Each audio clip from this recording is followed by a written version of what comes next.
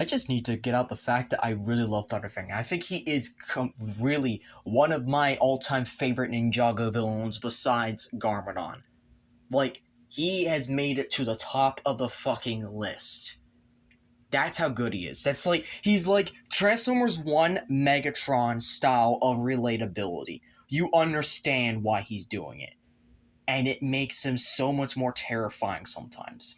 What's up, YouTubers, one and all? My name is Fate1987, and today we are going to be building part 2 of Thunderfang plus his upgrades. And in order to do that, we are going to pretty much do a full bag now. We're doing a full bag for real this time. So, yeah. Good luck to us. So, since that was the only open bag in the entire set, in the entire upgrade kit, essentially, because this is basically upgrades in itself, that means we no longer have to deal with, anything else for that matter. Now we can actually, oh, that is nice. That is real nice. Look at that. I like that. Alright. So, I want to see how big this dragon is by the time we're done. So, I'm ready. I'm ready to build Thunderfang because this is gonna be peak. And honestly, I'm really hoping it's a lot better than what's his name?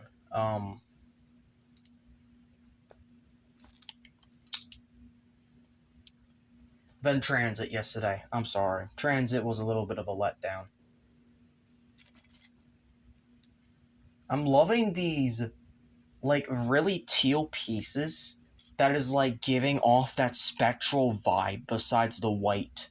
Like, I really do appreciate it. Now, if Lego was really, really crazy, they would go and put this color in Bone Demon Mech blue colors, as in glow in the dark pieces. That would go extremely hard.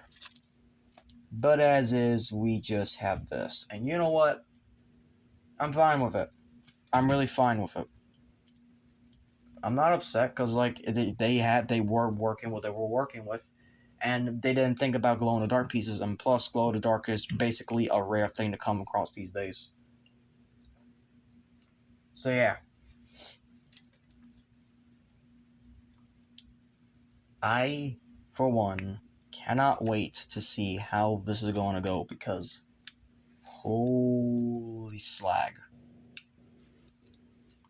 And the best thing I like about Lego kits is that they just look like a bunch of pieces, but when you start putting them together, they start growing the model and it basically starts mass shifting. So something that looks like just like about 10, 15 bags is going to end up looking something like fucking Thunderjaw up there. I'm not bringing him down right now. It was a pain to bring him down the other day. Plus, I broke the, it was a pain in the ass to deal with, the Corruptor up there as well. So I'm not going to bring those down. I'm really not.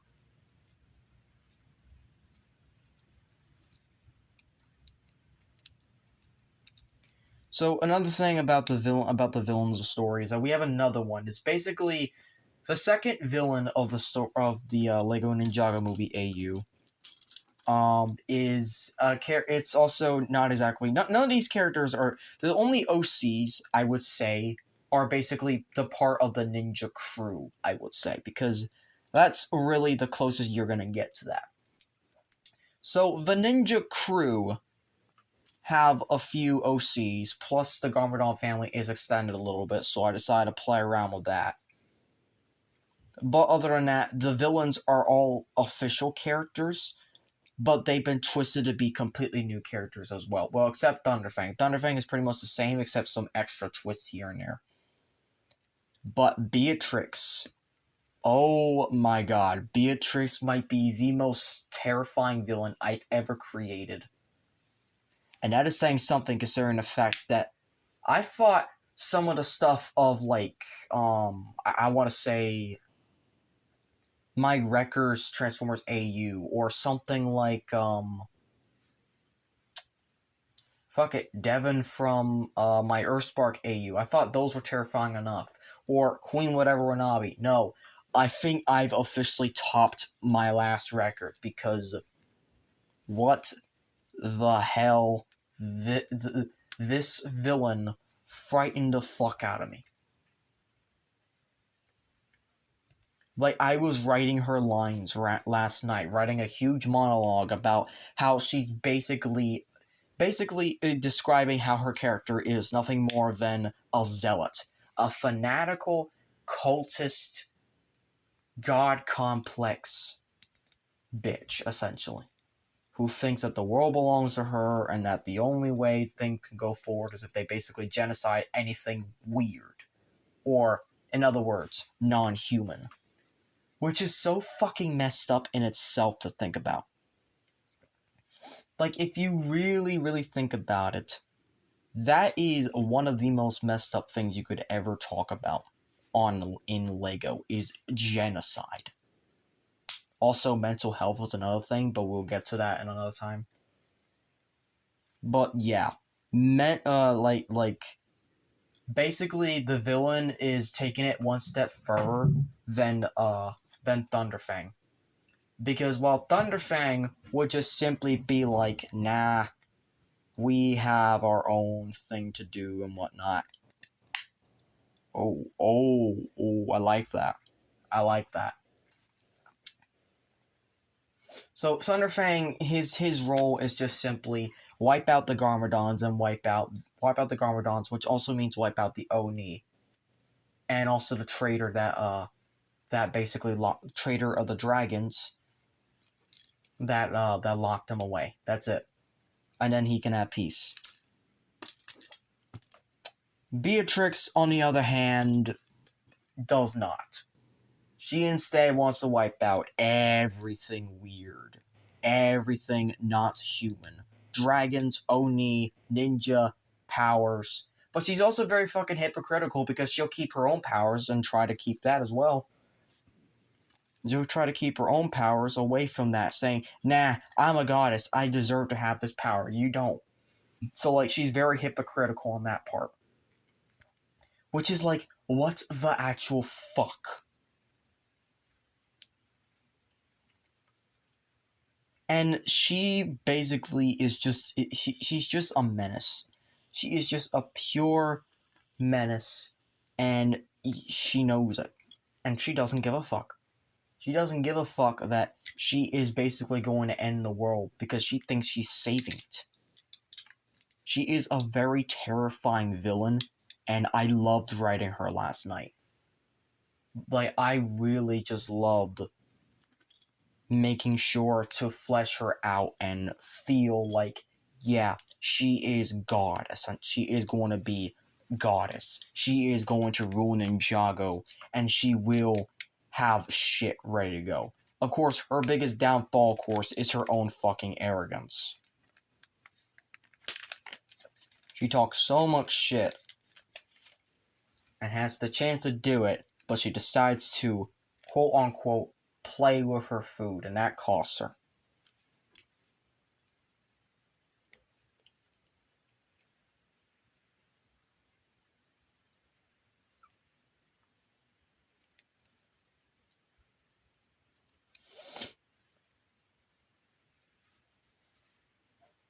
So, yeah, I guess I can just basically say that out of everything, there's just a lot that they gotta do.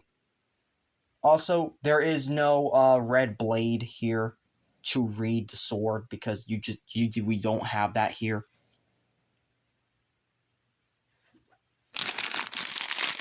Like, it's not even in this bag because it's just not here at all.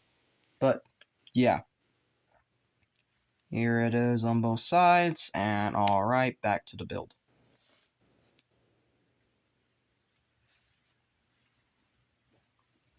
And I just really feel like people are really just gonna want her dead at some point. It's like, she is so fucking messed up. It is insane how much shit I have her do in the story.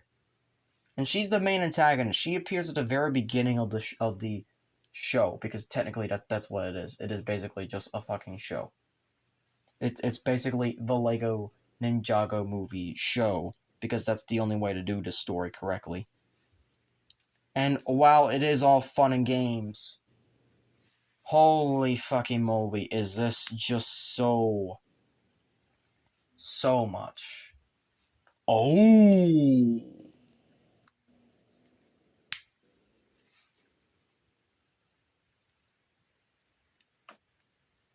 Oh, I like that. I like that.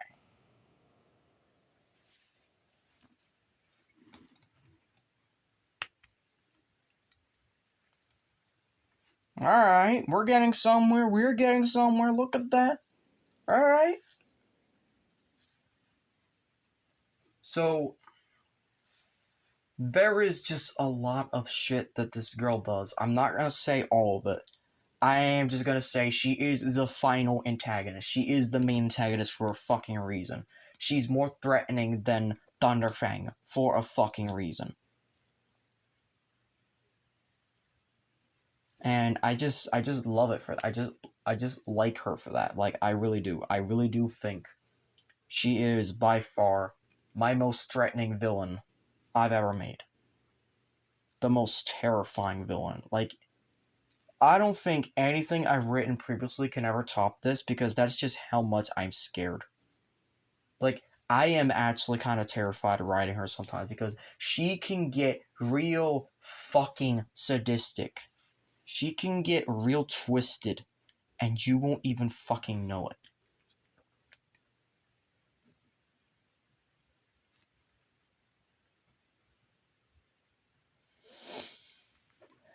Okay, so we put it right here.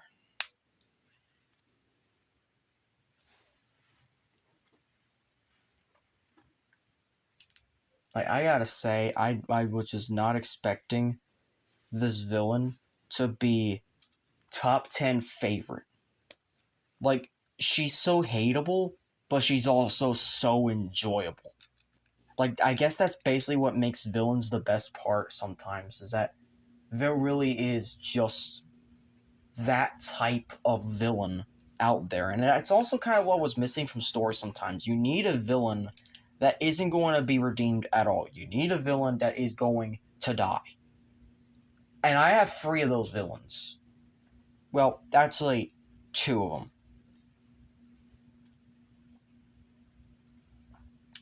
Yeah, because the third, I want to say, is... Well, actually, no, let's talk about the third. Let's talk about the third one, because that one... Oh boy. I just wrote his death scene. I'm not going to say how he dies, but yes, most of these villains are going to die. And this third one is the bully from the movie, Chen. He's basically just the reason why this story is surrounded by this, basically has the theme of mental health and you better start talking or you're not going to get better type of issues. Like, that is literally this story in a fucking nutshell. And it is all because of Chen. There is just no way you can just write this story without having that plot here, because that's technically what the Lego Ninjago movie was about in the first place.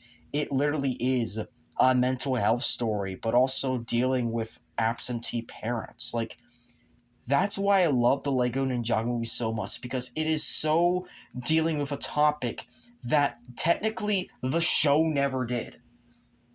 And it does it in such a creative and unique way. Like, I really do like the Ninjago movie. I don't love it, because obviously there is a lot of flaws with it. But nevertheless, there is some promise there.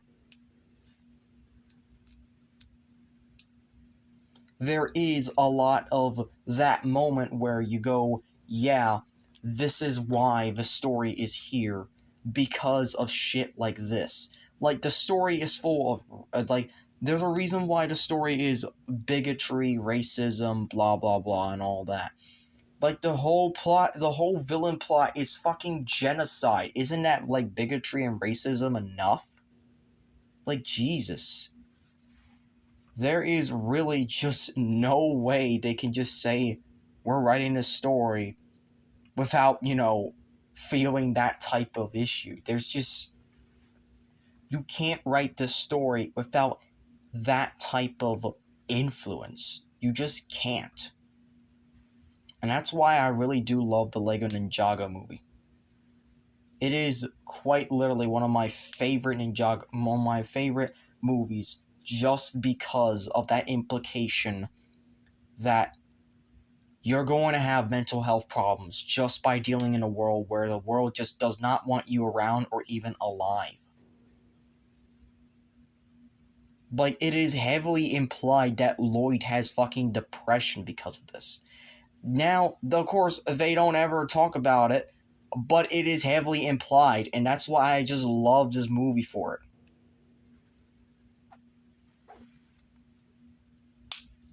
And we are done bag 2. So yes, Chen is that bully that basically kicks off the mental health part of the plot, which technically is at the beginning of the story, and it is all throughout. And it hits a big point, especially during Chen's death, because holy fuck was that scene so visceral to write. I had to actually take a break between writing it. I dropped a cliffhanger on my friend on purpose because that's how dark it was getting. I was like, we're going to pause right here because this is even too much for me. So yeah, thank you all for watching. If you enjoyed this video, I hope you consider clicking notifications to be updated on all updates and videos. We are doing bag 3 next of Thunderfang. And as always, all hail Thunderfang.